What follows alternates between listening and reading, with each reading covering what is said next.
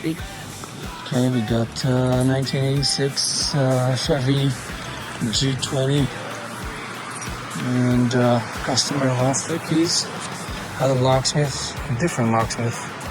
Come here, make the key. They made the key for the door, but they left with the key for the door, and the key for the door is not the same as the key for the ignition, so they were not able to get it done. So she called us, and we were able to turn the ignition on. I mean, there is no battery right now, but that's it.